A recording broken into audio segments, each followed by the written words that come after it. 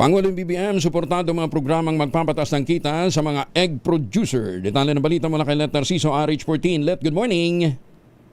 Tiniyak ni Pangulong Ferdinand Marcos Jr. ang pagsusulong ng pamahalaan ng mga programang magpapalakas ng post-production at agricultural value chain.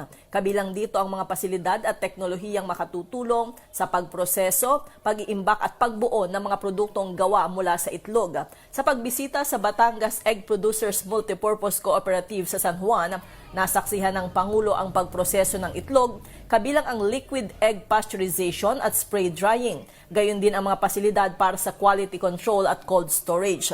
Sa tulong ng Department of Agriculture at Department of Science and Technology, nakapagpatupad ang BEPCO ng mga proyekto at teknolohiyang nakatulong para tumaas ng 125% ang sales at 25% ang productivity ng kooperatiba. Sabi ni Pangulong Marcos, patuloy na susuportahan ng pamahalaan ang mga egg producers sa Batangas at sa buong bansa para mabawasan ang pagkalugi at pagsasayang ng produkto, mapahaba ang shelf life ng mga egg products at mapalakas ang produksyon at kita. Ito si Let Narciso para sa DZRH. Una sa Pilipinas, una sa Pilipino. Maraming salamat, Let. Magandang umaga.